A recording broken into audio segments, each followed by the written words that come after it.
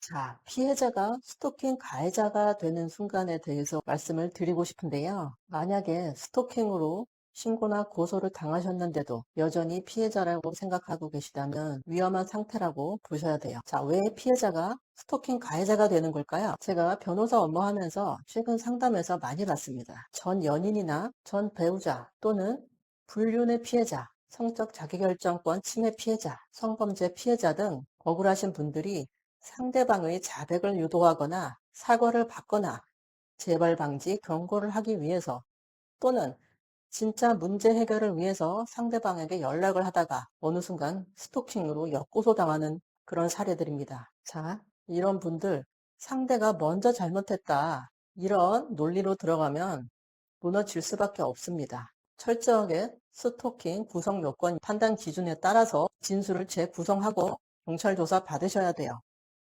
형사에서는 누가 먼저 잘못했는지 보지 않아요. 피의자의 행위가 법에 규정된 범죄의 구성 요건에 들어오는지를 보겠죠. 자, 불륜 피해자를 예로 들어볼게요. 처음에는 일단 부정행위를 인지하고 사실 확인을 하게 되죠. 현장 확인 들어가고 기타 블랙박스, 카카오톡 대화, 사진 이런 물증을 확보하겠죠. 그리고 다시는 내 배우자와 만나지 말라고 상간녀 또는 상간남에게 경고하고 항의합니다. 여기까지는 그럴 수 있어요. 그런데 그 다음부터 사건이 시작되는 거예요. 상간자 번호 알아내서 연락을 시작하죠.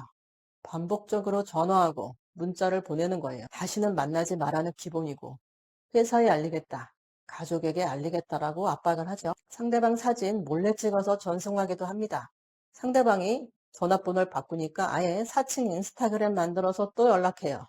이 모든 행위는 상대방의 스토킹 고소장에 범죄 일람표로 차곡차곡 쌓이는 겁니다. 이런 경우 스토킹 피해자들이 이렇게 말하죠. 제가 오히려 피해자입니다. 연락할 정당한 이유가 있었습니다. 자, 그런데 정당한 이유는 연락할 권리를 보는 게 아니고 접촉 방식으로 주로 판단을 하는 거예요. 만약에 민사로 해결이 가능하다.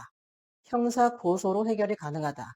변호사 선임 가능하다. 그런데 그런 상황에서 계속 직접적으로 반복적으로 접촉을 한다. 이런 경우 정당한 이유는 거의 인정이 안 됩니다. 가장 위험한 케이스는 어떤 경우냐면 자, 부정행위 피해자 현장 급습해서 증거 수집하고 그 이후에 반복적으로 연락하면서 상간 판결문 어디 어디 뿌리겠다. 구체적인 해약을 고지하면서 돈도 요구하시는 경우 어떻게 될까요? 스토킹, 명예훼손, 협박, 강요, 공갈 사건이 크게 확장이 돼버립니다. 그리고 또 어떤 케이스가 있냐면 범죄 피해자는 맞아요. 아니면 민사적 피해자죠. 자, 성적 자기결정권 침해나 성범죄 피해를 주장하는 경우 여긴 조금 더 복잡해요. 자, 어떤 남성을 만나서 아주 진지하게 결혼을 전제로 교제를 했는데 알고 보니 유부남이었어요. 그런 경우에 성적 자기결정권 침해 소송 가능하죠. 그런데 만약 이게 소송까지 가더라도 교제 기간이 너무 짧아서 배상 금액이 크지 않을 것으로 예상이 되는 경우가 있을 수 있겠죠. 그리고 성범죄 피해를 당한 건 맞는 것 같아요. 근데 그 후에 가해자와 교제를 했어요. 그럼 그 정황 때문에 형사 고소에도 원하는 결과를 장담하기 어려운 경우가 있겠죠. 이런 분들이 결별한 이후에 상대방에게 문제를 제기하게 됩니다. 자백 증거를 수집하려는 목적도 있고요. 상대방의 사과와 금전 보상을 원하는 경우도 있어요. 그래서 지속적으로 상대방에게 연락을 하는 거예요. 그런데 이런 연락을 받으면 상대방 반응은 어떨까요? 이미 헤어진 상태인데 책임을 지고 싶진 않은 거죠. 그래서 제대로 사과를 안 하고 회피하거나 무응답으로 일관하거나 계속 핵심을 인정을 안 해요.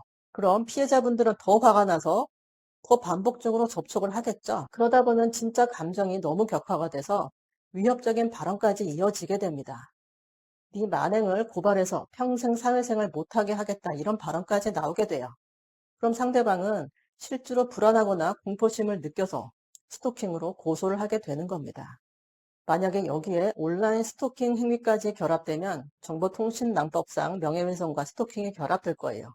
이런 경우에 스토킹 피해자들이 조사해서 너무 억울하다. 사과받으려고 했다. 진실을 알리려고 했다. 라고 진술하실 수 있습니다. 충분히 이해도 돼요. 하지만 스토킹 사건에서의 진정한 해명은 안 돼요. 오히려 내 범행의 동기를 자백하는 셈이에요. 그리고 반복성과 상대방의 인식 가능성까지 전부 인정을 해버리는 거예요. 만약에 이런 상태시라면 가장 위험한 선택은 아무 준비 없이 조사 들어가서 내 억울함을 경찰한테 소상하게 얘기를 할 거다. 그럼 경찰이 내 말을 들어주겠지? 이렇게 생각하시는 게 제일 위험한 거예요. 단순히 억울함에서 그칠 게 아니고 구조를 재정리하셔야 돼요. 그냥 진술만 하시면 스토킹 범죄 구속 요건 완성되는 거예요. 가장 위험한 상태는 이미 스토킹 피해 의자가 된 상태인데도 여전히 나는 피해자라는 그런 감정에 매몰되어 있는 거예요. 자, 같은 사실관계더라도 어떤 구조로 설명되느냐에 따라 결과가 달라질 수 있는 겁니다.